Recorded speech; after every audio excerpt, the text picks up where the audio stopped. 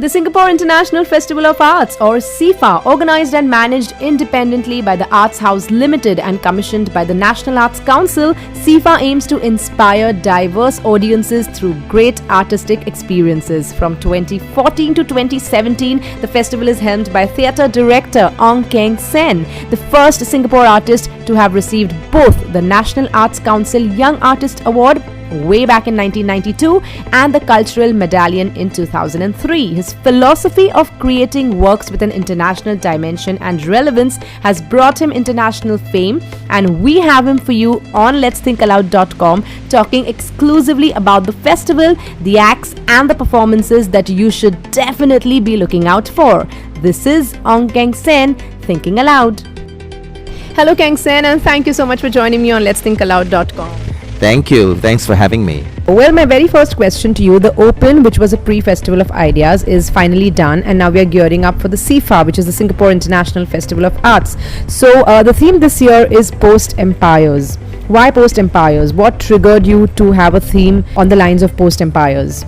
I think that in this stage of our life on the globe, we are actually coming to the end of the world as we know it, in the sense that we've reached so much globalization, there's been so much abuse of the earth's resources that we really have to reconsider where we want to go. Do we want to continue living in this way, or do we want to rethink in a more green way, in a more sustainable way, in different ways? What goes in the making of a festival of such a huge magnitude? And what question really comes to my mind is that how did you choose performers or performances to suit the theme of post-empires? I decided to have a theme for the festival, mainly because I think this allows for some kind of transparency of why we choose the companies that we choose. In the world, there are many good artists, so why these 4 or 5 artists who come together? And particularly in Singapore, I don't want it to be seen like it's rotation. Okay, this year is company A and next year is company B. So I use the theme to guide and to filter us, like which companies to choose, because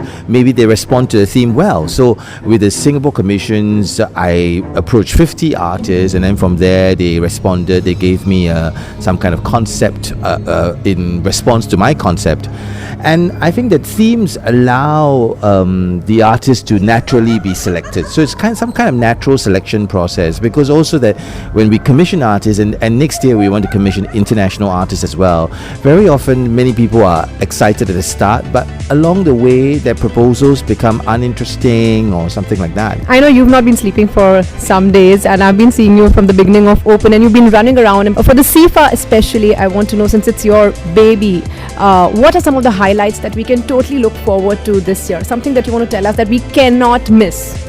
I think Daniel Buren's Cabernet is very, very great. I mean, he's a visual artist who started his career in the 60s, minimalist art, just drawing stripes, right? So it's like he has red and white stripes alternating, or blue and white stripes alternating, and his work is worth millions of dollars. And he, in the last decade, he started to design circuses. So each circus, there are 3 tents, and it sits about 150 people each tent, so it's a very intimate circus, and the audience is kind of seeing individuals struggling with some physical challenge. Maybe it is tightrope, aerialists, it could also be acrobatics, clowns, but there's a very strong sense of the individual struggling with the frailty of the body in relation to physical challenges. But we as the audience, we sit in these 3 tents like installations, and we're very close to them, and there are some very beautiful African singers who move around like troubadours from tent to tent,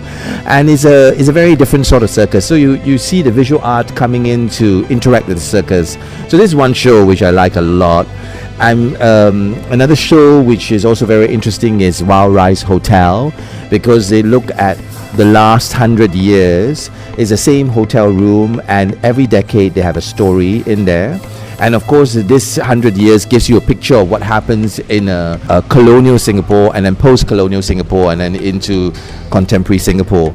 And I think that this, in a way, parallels some of the experiences that we probably share with India as well, because at the time when India was the jewel in the crown, and here in Singapore we were one of the 3 Straits settlements with Malacca and Penang, and it was very important for the empire. We were the naval crossroads. Another great festival production is Dementia, and this is a production from Hungary, and it's very relevant right now, because the question is that what is money doing to all of us? What is capitalism doing to all of us? And of course, as Hungary comes out of the socialist era, everybody is selling everything they have. So the story is about a hospital with patients who are suffering from dementia, and the hospital gets sold and the patients are emptied out because there's no place for them. So it becomes a real estate future for the hospital, and you see the struggle of companies, of countries that are socialist, communist, and how they in the end up having different futures. And it's really a tragic future for people who have nothing in the future of capitalism. For me, it's a wonderful director, Cornel Mundrusco. He won the Cannes Festival Prize, and he's a film director who also crosses over to theatre. There's also a dance marathon that's happening from August 21st to September 6th. So why did you feel the need to have a separate dance marathon when already we do have a lot of performers and performances and dance-related acts happening?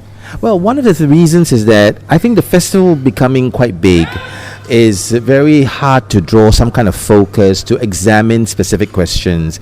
I think this year in Singapore, the festival looks at border crosses, which is about migration in a way. But with dance, we felt like we wanted to look at 14 dances, and we wanted to look quite specifically at the body, how the body is an archive, right? Because usually we see archives as either film clips or as oral archives perhaps, but what about the physical body which is fading, and what are the body memories that you have?